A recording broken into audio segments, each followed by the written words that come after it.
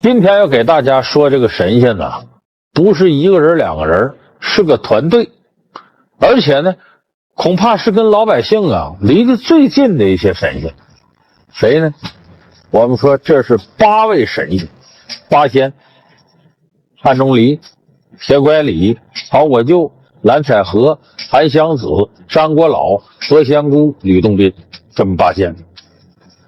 那么这8仙呢，在中国民间呢流传的特别广泛，甚至我们身边有一些器具，比方说桌子叫8仙桌，还有个谜语，怎么谜语呢？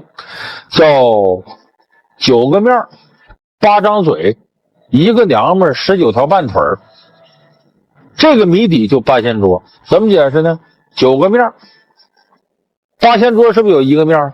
再加8仙8个人各有1张脸，这不是9个面吗？8张嘴，8仙一人1张嘴，9个面8张嘴，一个娘们何仙姑吗？8仙里头7个男的1个女的，怎么叫19条半腿呢？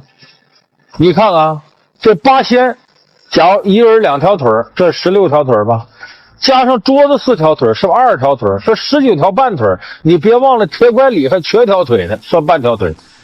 所以8仙桌叫什么？9个面8张嘴，一个娘们19条半腿。像这样的谜语足以说明什么呢？8仙在中国民间来说是熟的不能再熟了，包括咱们经常说到的一些个成语俗语，比方说张果老倒骑驴，再比方什么8仙过海各显神通，说你狗咬吕洞宾不识好人心。你看8仙的故事确实是深入人心。那么咱们平常最常说的恐怕要数8仙过海各显神通，那这个是怎么回事呢？传说里头这段写的很热闹，说这个天上王母娘娘开蟠桃宴，各路神仙都来了，来了之后吃蟠桃喝美酒，这8仙喝的醉醺醺的，辞别王母娘娘，从南天门下来呢，往下界一看，正好赶上浩渺无边的东海。就咱们这样从东海上渡过去，到蓬莱仙岛去看看如何呢？说可以说咱那样，咱要是弄条船过去，显不出咱本事。咱哥8个呢，这么各显神通，你有什么能耐能过这海？铁拐李把葫芦往下一扔，坐到葫芦上过去了。张国老把那纸驴吹口气变成真驴了，在海上驮着他过去了。何仙姑把荷花打开，万道金光，坐着荷花过去了。曹国舅那块玉板往水里一扑，跟大船似的，平平稳稳走过去了。吕洞宾拔出纯阳宝剑往水上一扑，披荆斩棘过去了。蓝采和把花篮一放，坐在花篮上忽忽悠悠也过去了。韩湘子把长笛扔到水中，自己躺到笛子上，很逍遥自在的过去。那汉钟离大俯身一扑，那更安稳。所以8仙过海各显神通呢，是使这8位神仙各有各的法宝，往水里一搁都能够漂洋过海。所以民间说这明8仙为这个8个，暗8仙是什么呢？是指他们的8件宝贝，就铁拐李的葫芦、蓝采和的花篮、何仙姑的荷花、吕洞宾的宝剑，就指这些样宝贝。那么过是过了，把东海龙宫弄得直糊涂，龙王出来了，结果呢跟这8仙就打起来了。四海龙王跟8仙火并，打得不亦乐乎。后来经这个观音菩萨调停总算把这事儿给平了。所以8仙过海呢，是传说当中非常热闹的一段。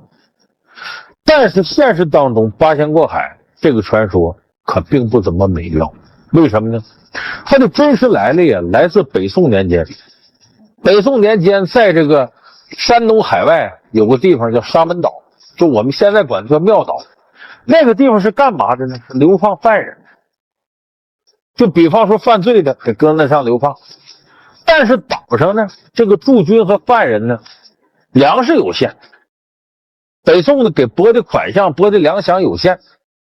那么假如犯人一多了，这粮食就不够吃了，还有守军呢。所以在这些当兵的想出个毒辣的一招，比方岛上的这个食品呢，大概就能维持这些当兵的加上300个犯人这量。那么一旦犯人超过300个，好，就把超编的这些胳膊腿捆上，扔到大海里边，就等于大风大浪一起，就找着淹死。所以时间长了，有的犯人也知道了，说有这么一天呢，沙门岛上又来一波犯人，跟原先的一家350个人了。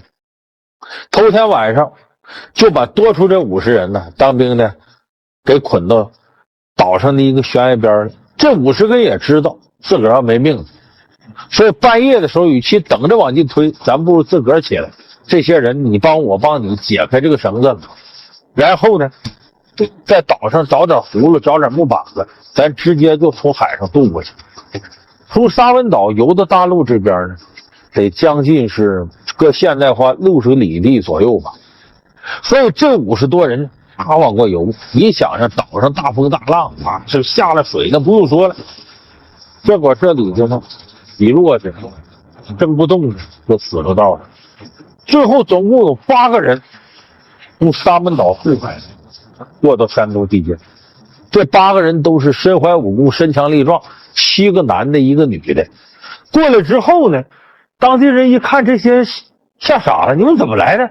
从沙门岛过来，哎呦，这个路途，这个大风大浪，你们居然能活着，这真是神人仙人。所以称这几位为八仙，这是现实版八仙的由来。你听着是不是多少有那么点残酷的味道？这是。那么八仙里头这8个人可以说是各显其能，各有各的本事，每个人修道成仙来的都不一样。八仙里岁数最大的呢是张果老，可这个张果老呢可不是八仙里头道行最深的，得道最高的，他也是其他几个你像铁拐李、汉钟离度化过来的。但是张果老在民间呢是个集大成的人物，就一般来说神仙会这些法术啊，这些小玩意儿，张果老会的最多。有的人说张果老倒骑驴，他为啥倒着骑呢？不老相传呢，张果老是时刻就怕人呢忘记自己是怎么走的。他倒骑驴呢，就是这老年人呢愿意回忆过去，倒过来骑呢，把一辈子好好总结总结。他警醒世人呢，不要做那个身后有余忘缩手，眼前无路想回头的事儿。所以他要通过倒骑驴来警醒世人。你看在这个一些民间小道里边呢，说张果老这驴能耐不小，本来是个纸的，把它一吹喷上水就变成活的了。而且那驴蹄子劲大，你看小放牛，赵州桥什么人修？桥上的栏杆什么人留？什么人骑驴桥上走？这个什么人推车压落沟？哎，赵州桥鲁班修，桥上的栏杆剩人留。张果老骑驴桥上走，这个陈王爷推车压落沟。说赵州桥上有那车辙地儿，陈王爷推车压的。说上面驮着泰山，张果老这驴呢，驴蹄子都踏出很深地儿。说这神仙道行大。而且这8个人跟大家说实在的，有些是传说人物，有些是真实人物。你比方说韩湘子，韩湘子本名就叫韩湘，他是谁呢？咱们唐宋8大家呀，唐代有俩，韩愈、柳宗元。这个韩湘子是韩愈的侄孙子，是他亲哥哥的孙子。而且这韩湘子打小呢不认真念书，韩愈很生气。韩湘子天天修道，鼓点这鼓点那个，韩愈就来气，说你这修道能修出什么？不求功名。韩愈过生日，有人给弄幅花，花开富贵，很漂亮，牡丹花。韩湘子一点这花，就进了一幅画里了，一模一样。在进画里，牡丹花下留有一行字，14个字，叫云横秦岭家何在，雪拥蓝关马不前。韩愈不明白，听着挺丧气的啊，什么家何在马不前呢？你这什么意思？韩湘子说天机不可泄露。果然过了不到1年，皇上看这个韩愈眼眶子发青，给他贬到潮州去了，就现在广东那边去了。你想想，唐代那时候从这个长安，就西安这边千里迢迢越过秦岭往岭南去吗？结果到秦岭边上，这韩愈就病了，走不动了。病刚好呢，骑上马呀，再往前走，倒霉这都快到热带了，下上雪了。也走不了了，还有这病又犯了，躲在一个小旅店里头长吁短叹，我难道要死这不成？这时候韩湘子来了，说是二爷呀，我来救你来了，给你治病来了。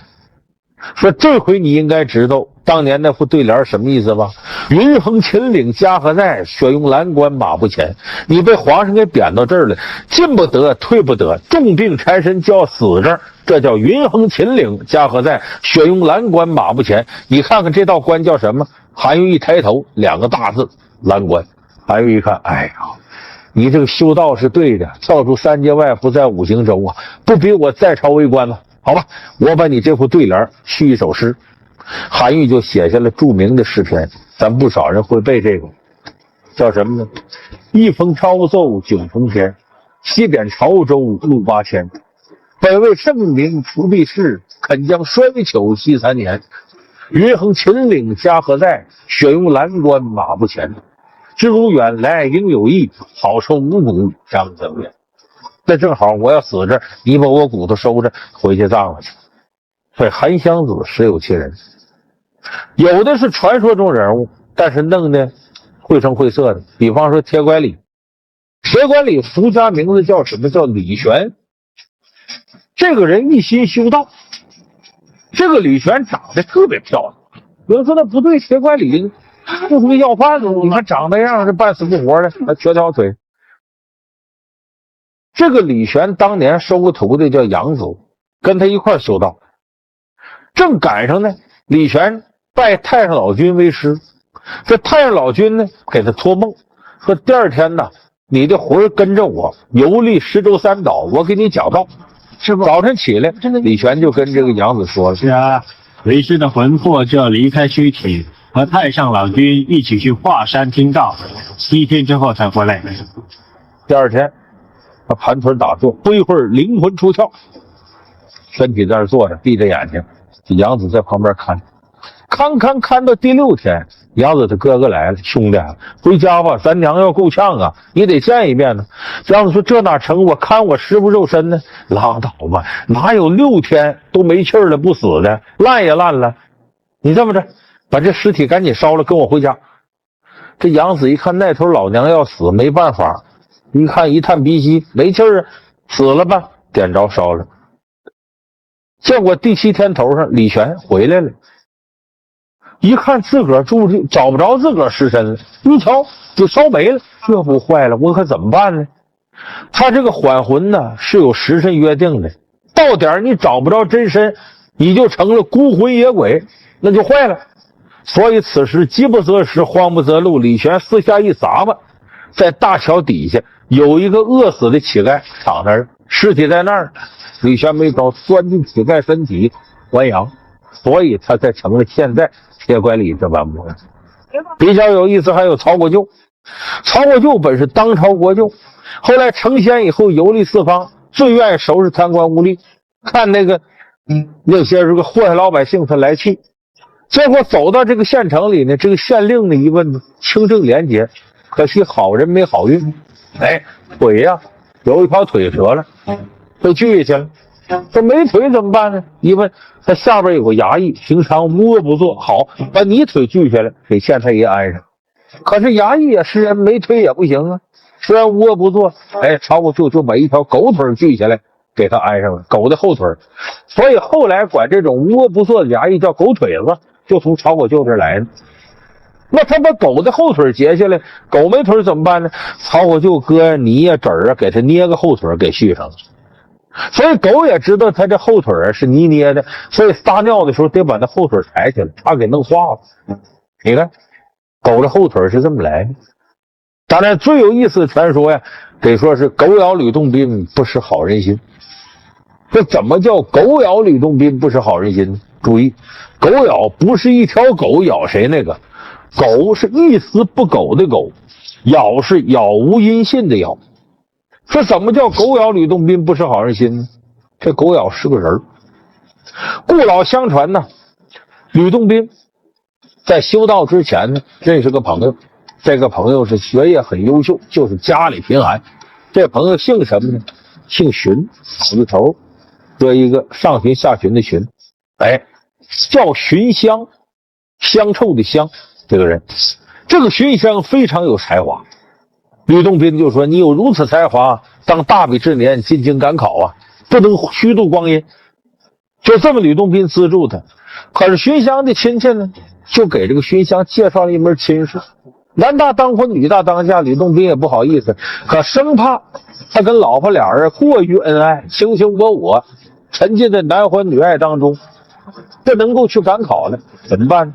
吕洞宾说：“好，新婚之夜可有一样，你吃我的喝我的，你让我和你老婆先进3天洞房，你在外边待着。”哎呦，这荀香难受了，没办法，吃人喝人家的，就这么着。这3天，吕洞宾进洞房，荀香在外边等着。过了3天，荀香进来，他老婆哭了。他怎么哭了？你干嘛去了？你让我守3天空房，不？吕洞宾在哪儿啊？人家门都没踏进一步。哦，荀香这才明白，吕洞宾是为了他好，希望他能够有这个志气，不贪恋于男欢女爱，要有出息。可是自个儿老婆守了3天空房，荀香也挺对不住的。就这么着，过了多少年，这荀香高考得中，成了富甲一方的有权有势的人物。那么这时候吕洞宾呢，家里败落，一场火烧没了，他跟他老婆租住个破瓦寒窑。正这时候一打听，说荀香啊现在有钱有势，吕洞宾呢就找荀香。荀香一看非常热情，哎呀，老朋友，当年你是我恩人，供着好酒好菜吃喝。吕洞宾本意的是向他借俩钱回去盖房子，一看人家也不急，天天吃天天喝，哎，没办法，陪着吧。一晃在家待1个月。吕洞宾一看这也没这意思，我还得回去看我老婆，就走了。荀香也没送，吕洞宾就生气了，说这人这不值得一交。回到家里以后呢，发现呢家里不是破瓦寒窑了，美轮美奂的房子，可是房子上面都糊着白纸，打着幡，怎么事儿？一进屋一看，自个儿老婆趴在棺材上嚎啕大哭：“我的夫君呐，你怎么就死这么早？”吕洞宾：“我没死呢。”他老婆一看吓一跳：“可不你没死吗？谁说我死了？你那朋友荀香送我棺材，说棺材里就你尸身，说你死了，我就哭吗？”吕洞宾说：“你别动，把棺材打开。”打开一看，满棺材的金银珠宝。一问这房子怎么回事，说是荀香派人来新建的房子。一看金银珠宝上面有张纸条，是荀香写的一首诗，怎么写的呢？叫荀香不是负心郎，又赠金银又盖房。你让我妻守空房，我让你妻哭断肠。你看这小心眼儿，当年这3天空房，今天你老辈得哭回来，他报复吕洞宾的。所以后来有人说呀，荀香吕洞宾不识好人心呐，就说吕洞宾对这个荀香还抱怨人家呢，其实人家是好人，还真资助你了。可是我们说过去这书本啊，常常以讹传讹。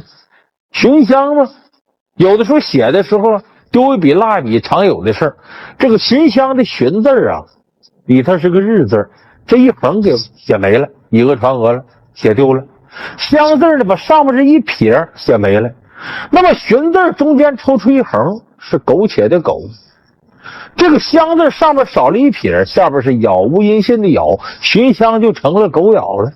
说后人一念狗咬吕洞宾不识好人心，又以讹传讹，变成了一条狗咬吕洞宾了。所以这是狗咬吕洞宾不识好人心的由来。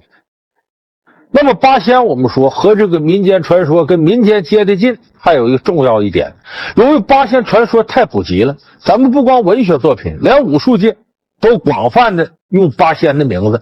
比方说这个八仙剑、八仙拳，专门有一种醉拳的招式叫醉八仙。你看那个成龙当初拍醉拳的时候，一招一式都是用八仙的名字，八仙的传说。今天我给大家说这些八仙的故事，你会发现八仙是跟老百姓关系最近的神仙。为什么呢？他们都是凡人修炼最后成仙的。还有更重要一点，八仙也跟凡人一样有毛病，有的小心眼儿，有的有点自私，有的呢你比方说这个好色。你看吕洞宾见着漂亮女人走不动道，黄果舅呢多少有点官迷。韩湘子是个诗人，这个何仙姑大美女，所以每个人身上你看着都有跟凡人接近的地方。所以八仙呢，离老百姓最接近，也是中国最深入人心、最具民间亲和度的神仙。大家记住，就这八仙。我们今天呢，要给大家讲的是八仙最后一位列入仙班的曹国舅。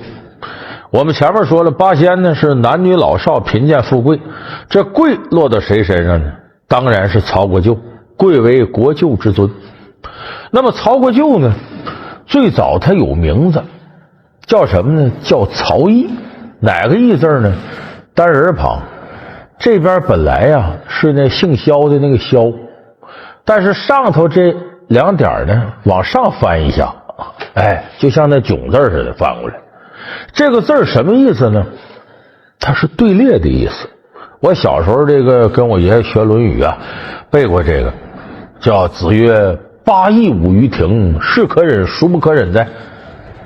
就是天子啊，他这个有载歌载舞的场面，可以是8队列的，不论是歌女啊还是男的这个舞蹈者，可以排着8行舞蹈，这是天子的仪式。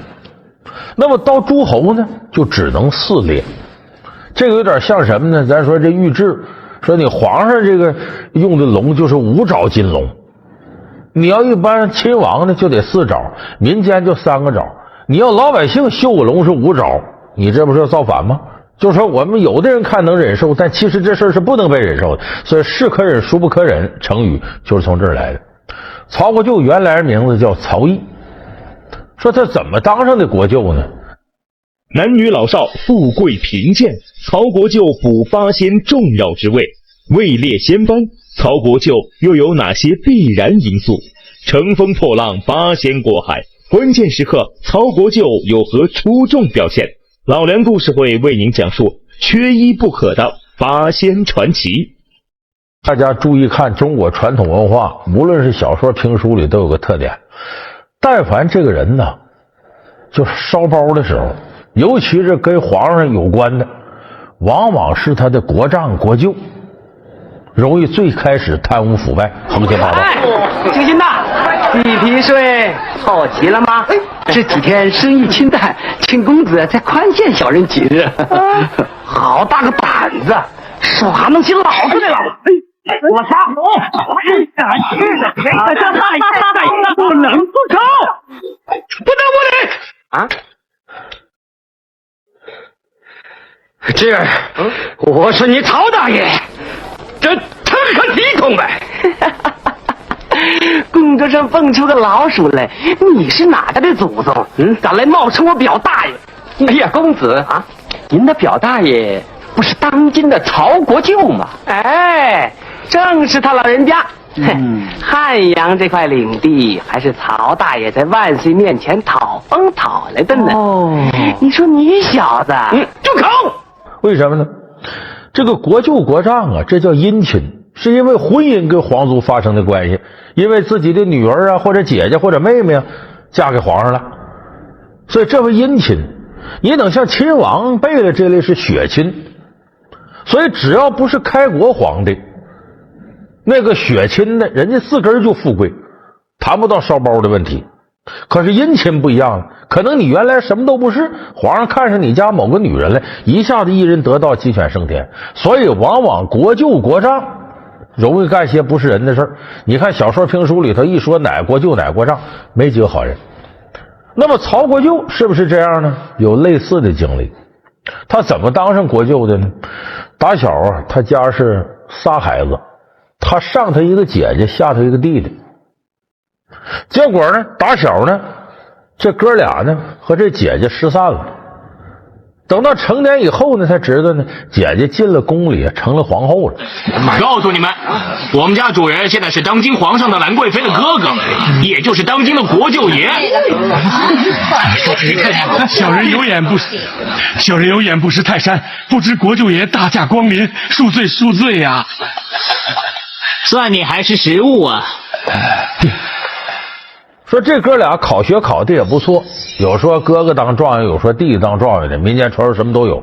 说总而言之呢，大比之年赴京赶考，最后中了状元了，然后姐弟相认。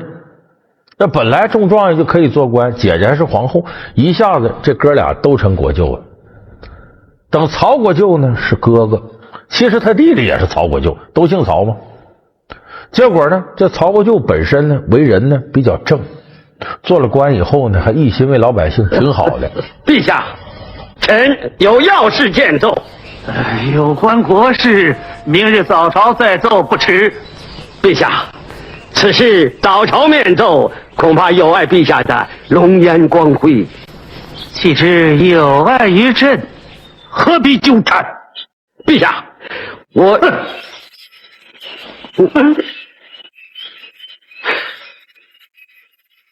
陛下，臣闻海内灾情不断，黎民百姓处于水火之中，陛下当设法拯救才是。而今却传旨于民，大选美女，这岂不有失？哼！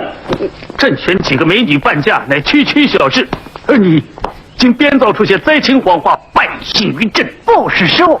陛下，古人言，忠言逆耳利于行，为保社稷，请陛下三思。放肆！陛下。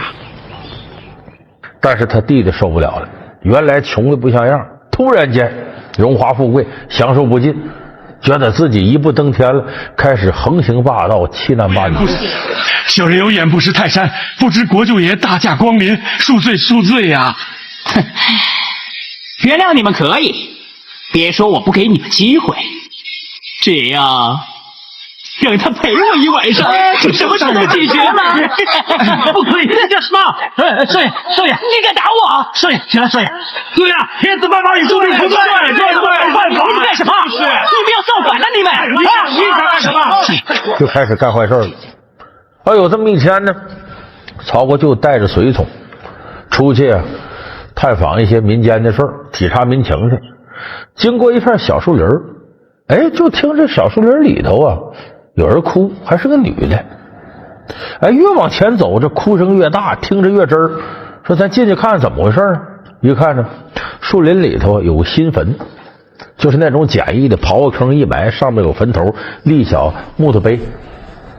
坟前趴着一个白发苍苍老太太，哭的那个伤心呐，那个惨呐。曹就一看这怎么回事啊？问问去。上前说：“这个老太太展指悲声啊，你怎么哭这么惨呢？”这老太太一看后头来一帮人，一看骑高头大马，穿着官服，不敢吱声了。曹就说：“没事，你有什么冤屈你跟我说，我呀能帮你忙。”这老太太呢定了定神，抹了抹眼泪说：“就是官人呐，我家里太惨了。怎么惨？坟里头不是一个人，两个人，我儿子儿媳妇一天之内毙命。最可惜我儿媳妇肚子里还怀着我个小孙子呢，这等于是一尸两命，加我儿子死了3口人。说怎么回事？说这个朝廷里头有个天杀的曹国舅。曹舅一看我在你面前，你骂街，你骂我。旁边就有人说：“这老太太别胡说啊！”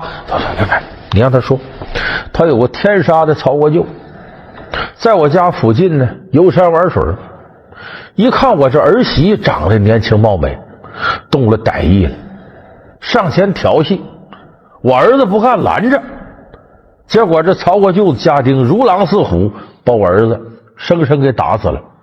我儿媳不堪羞辱，上吊自杀，一尸两命。他我老太太一个人孤苦伶仃在世上，我活着什么意思？我准备哭完这坟呢，我自己就上吊得了。旁边这有人说了：“你别瞎说，曹国舅，曹国舅，我家老爷为官清如水，明如镜，这是曹国舅。”当时这老太太说：“你就是害死我儿子天杀的奸贼！”老太太说：“我跟你拼了！”站起来往前一扑，曹国舅这么骑着马，这马一经蹄子一抬，啪，把老太太给踢出去了。70多岁老太太能架住一马蹄子，当场一命呜呼。别人不知道怎么回事，曹国舅自己知道。满朝所谓曹国舅就俩人啊，一个他，一个他弟弟啊。他自己对自己弟弟这些年德行那早就知道啊，只不过作为亲哥哥，你都说这个历史上说铡褒免，说包公把自己的这亲侄子铡了，你可别忘了，包公后来做官成年以后，没怎么跟他侄子见面。他感激这个老嫂比母，小叔子是儿，但是跟他侄子之间并没有多大的深情厚谊，所以他侄子贪赃枉法，包公一狠心给铡了。但是你别忘了，曹国舅这弟弟跟他一小，漂泊江湖，孤苦伶仃，真要说对自己弟弟下手，他也不忍，所以很长时间知道弟弟贪赃枉法，他只能睁一只眼闭一只眼，不忍心下手。今天一看这个场景，他知道老太太这事准是他弟弟干的。这时候曹国舅是羞愤难当啊，说这事我要再不替这老太太主持个说法，我还对得起天地君亲师吗？我告诉这些家丁回去，我找我弟弟。臣陆后松叩见皇上。平身。谢皇上。陆尚书，来找朕是不是有什么重大案情向朕禀告啊？单说无妨。遵旨。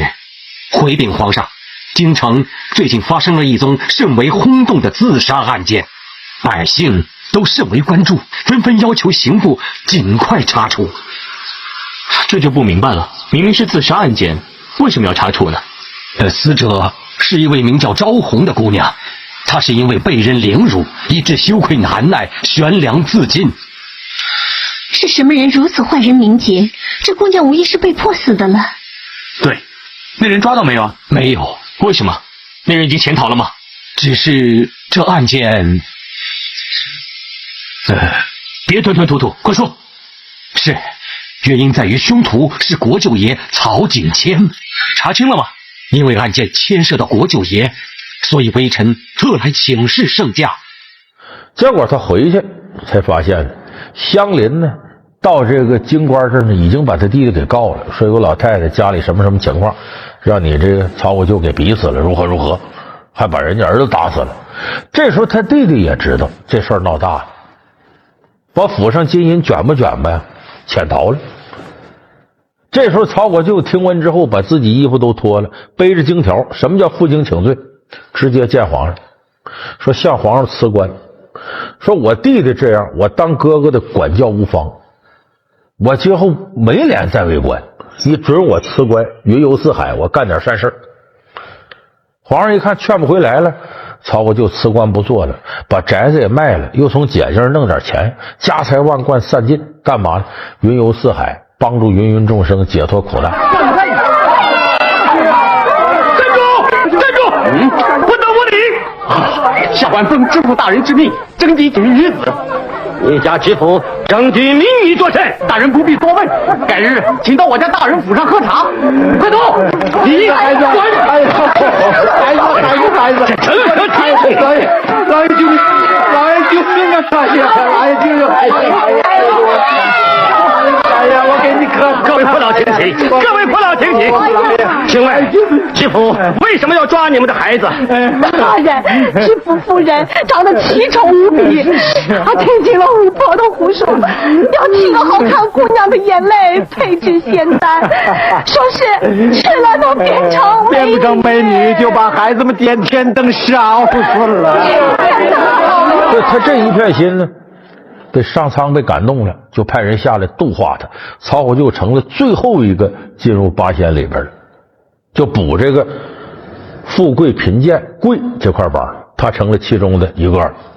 老梁故事会为您讲述缺一不可的八仙传奇。老梁故事会是由金麦郎大金野拉面独家冠名播出。那么曹国舅做了神仙呢，还是坚持原先他行善那些方针，云游四海，帮助一些受苦受难的百姓。由于他本身官场出来的，曹国舅行善有一个特点，他很关心官场里头的人。说有这么一天呢，曹国舅来到个县城里边，一向老百姓打听说我们这个老太爷好，县太爷为官清明，但可惜啊身体不好，说前一阵儿啊腿上生了个恶疮，最后大夫一看不截肢不行了，左腿给截下去了，说太爷就瘸了。哎呀，这平常啊关心民间疾苦，经常下来，太可惜了。曹丕一听有这个好官，我得帮忙啊，就到衙门里头呢去看这县太爷去了。县太爷一看以前的国舅爷来了，挣扎着要起来接见，那不用，你先坐这吧。一问这个情况，曹国舅说：“我呀小有道术，我可能把你这腿治好了，但是巧妇难为无米之炊，没有腿不行啊。”底下一打听，有人给出主意，说三班衙役里头有那么一位啊，说跟这个县太爷还有点亲戚，一论上表兄弟。说仗着是县太爷表弟，平常横行乡里，这两天犯了个事儿，给抓起来关到大牢里了，按律呢当斩。曹国舅一听触动心事，说当年我弟弟不就这么回事吗？啊，心里很同情这个县太爷，说这样吧，他按律当斩，咱可以饶他不死，但他得有一条，他得把那腿献出来给你接上，我来做这个手术。就这么着，曹国舅呢把这个衙役的腿就给卸巴下来了，就给老太爷安上了。这县太爷呢行动恢复自由，挺好。但是曹国舅说上天有好生之德，就是这个衙役再恶，既然饶他死罪了，他也不能没这条腿在监狱里待着，我得给他安上条腿。说他的腿上哪儿找去呢？正说话间呢，衙门口呢有一条野狗经过。哎，一看这个狗过来，曹国舅得了，你把这狗抓来，把这狗啊左后腿截下来，给这衙役安上。所以后来呢，哪个衙役要是仗势欺人呢，大伙就管叫狗腿子，就从这儿来的。那么八仙的故事，要说最出彩的，就华彩乐章来到高潮部分是什么？八仙过海，各显神通。咱为什么在曹国舅这期咱得特别提一下八仙过海呢？因为八仙过海里曹国舅发挥的功能最大最强。咱们先说这八仙过海呀，说这个事儿从哪儿来的？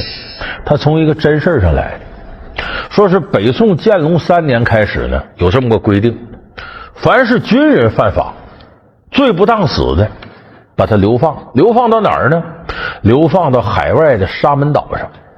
沙门岛呢，离蓬莱大概30里地。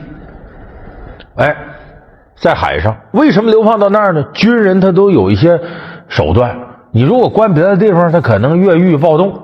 你搁沙门岛上孤悬海外，他怎么往陆地来？所以流放到那儿。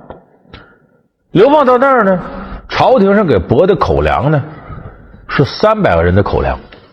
可是这犯事的军人越来越多，结果这口粮呢不够，朝廷没有再给拨，所以守着岛这个管监狱的人就想个比较损的主意，只要超过300人，就把这犯人呢俩腿俩胳膊一捆扔大海里边去淹死。最高的时候一年用这种方法弄死几百个人。所以后来这沙门岛上一些囚犯呢知道，一旦人数过来，就该轮到某些人给捆上扔海里去了。有这么天晚上，有那么50多个囚犯知道自己要完了，干脆吧，一不做二不休吧，趁着月黑风高把监狱门砸开跑。怎么跑呢？来到海边，说咱找点能在海上浮起来的东西，像木头啊、葫芦啊什么的，抱着咱就往陆地方向游吧。说离蓬莱30里地，你看陆地30里地，说咱们这腿脚好了蹭蹭走过去了，那海上可不是陆地上。这一路之上惊涛骇浪，这50多人很快有的人体力就没了，最终有8个人游到了蓬莱，躲在蓬莱狮子洞里边。这8个人都是武功比较好的，体格好的。这8个人7男1女，跟八仙那个编制是一样的。结果蓬莱这边有渔民呢，经过狮子洞把他们几个救出来，说你们哪儿来的？这样累成这样，我从沙门岛过来的。哎呦，这几个人说你们太了不得了，从那儿过汪洋大海能过来，你们真是神人也，简直是神仙。后来越传越神，就说这八仙过海从沙门岛那游来，这典故从这儿来的。等后来这八仙过海就给抚绘出很多神话传说，说这几位呢跟什么福禄寿3星5圣啊，到海上啊，蓬莱、方丈、瀛洲、海外3仙岛啊，赏牡丹花，喝差不多了，回来时候咱们谁呀？你说回来再坐船这么低调，多没意思啊！咱高调点，每人往海里扔法器吧。就说这行走在海面上，一人扔一样，都神仙的宝贝啊！把这海龙宫给来回折腾的跟地震似的，跟海啸似的。这海龙王受不了了，这东海龙王敖广召集亲朋好友跟八仙干一仗。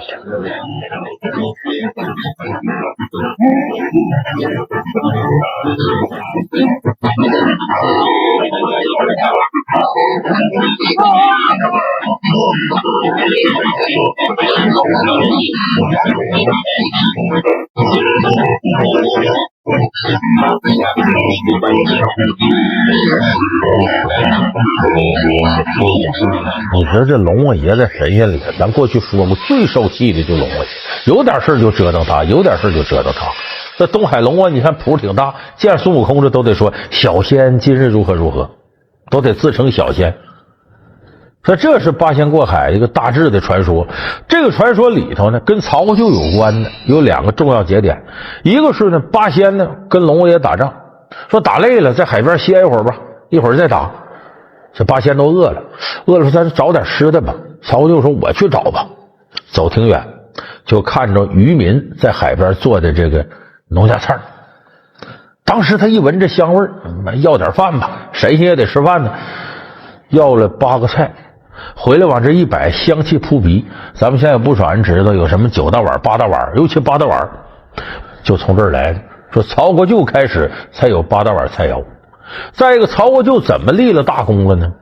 你看这个吕洞宾垂杨剑往上一放，蓝采和花篮是在海上乘风破浪，最后这波浪一大，虾兵蟹将一上来，这个东西小就弄不住了。